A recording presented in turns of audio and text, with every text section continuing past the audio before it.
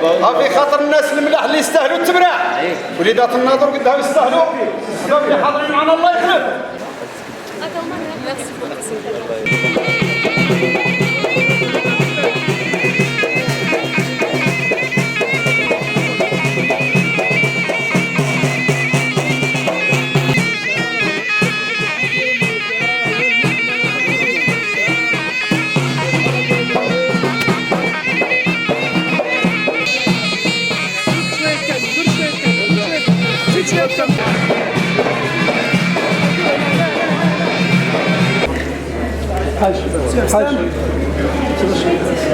حاج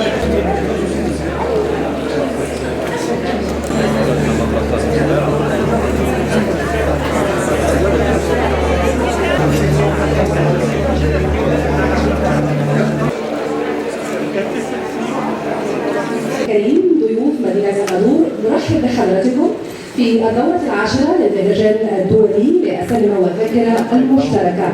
عقد كامل من الفرجة السينمائية، من النقاش المستفيض ومن البحث ومن بحث عن حل ناجح للعيش بسلام داخل عالم يتسع للجميع.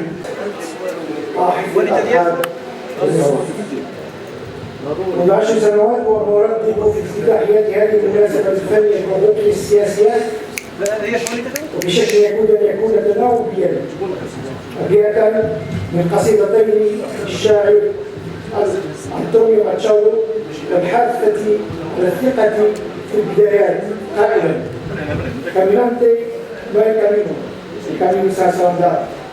والثانية لصديقي الراحل محمود درويش الذي أبهج ويبهج وسيبهج الحياة قائلا على هذه الأرض لا يستحق الحياة.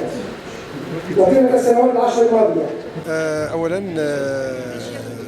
نثمن بطبيعه الحال هذا المهرجان الدولي للسينما والذاكره المشتركه. نحن مدينه الناظور فخوره جدا بان تحظى بهذا الدوره العاشره، ان تحظى باستقبال ضيوفها الكرام من مثقفين وايضا من شخصيات سينمائيه وشخصيات سياسيه. هذا ان دل على شيء فإنما يدل على مدى انفتاح المجتمع الناظوري وعلى حداثه تصوره وافكاره. اذا نحن فخورين مره اخرى وثالثه باستقبال، ونتمنى من جميع الضيوف ان يكون يعني نتمنى من جميع الضيوف ان يحظوا بحسن الضيافه والاستقبال، واكيد ان مدينه الناظور صدرها يعني مرحبه للجميع. ونتمنى ايضا في امام جائحه الكورونا ان تكون هذه انطلاقه ان شاء الله للناظور وللمغرب ككل بانفتاحها، وان تعود الانشطه الى عادتها السابقه. شكرا للجميع.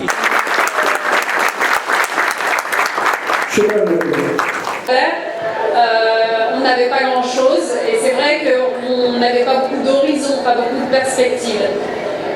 Nous avons eu la chance avec mon père, ma mère, mes frères et sœurs de faire l'expérience de l'émigration, d'arriver en France, de nous installer.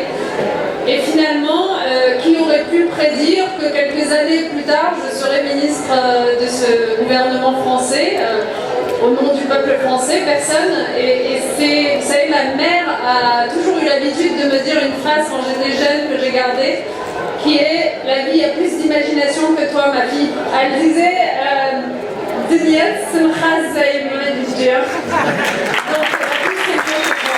« de recevoir ce prix.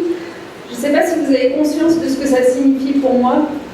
J'ai l'impression depuis quelques jours que je suis arrivée ici à Nador et dans cette région de Rif, que à la fois c'est toute ma vie qui repasse devant mes yeux parce qu'il y a toute une vie qui s'est écoulée depuis quelques décennies maintenant, et en même temps j'ai l'impression que c'était encore hier que j'étais dans les montagnes du Rif, une petite fille en train de courir derrière sa sœur aînée en sandales mal ajustées aux pieds, de courir pour aller s'amuser au lieu d'aller aider sa mère à faire les corvées, à préparer à manger ou à frotter le linge. Et j'ai l'impression en revenant ici d'entendre mes parents nous appeler, nous rappeler à l'ordre, et d'entendre mes grands-parents et à leur âme.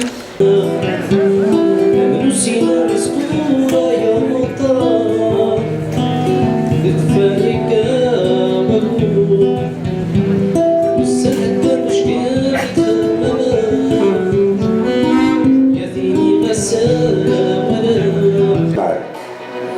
الخير والإحسان.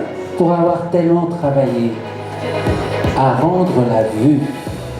D'illustres femmes des deux côtés de la Méditerranée et même au-delà, du lointain Afghanistan, auquel un hommage est rendu par votre association, Monsieur le Président de Taïeb.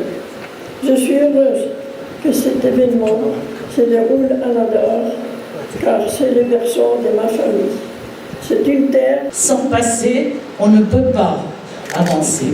Et j'ai eu la chance, la très grande chance, moi-même je suis née dans une famille très modeste, du fin fond d'un bled à Ouled Moumen. D'ailleurs, je vous invite à venir voir le parcours de ma famille, mercredi.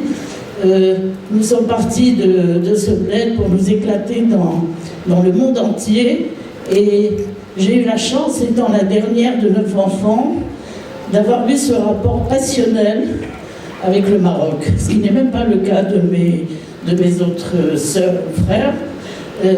Et c'est ce parcours passionnel qui m'a amené à vraiment creuser à la fois l'histoire de la famille et par la même la mienne. Et en cela,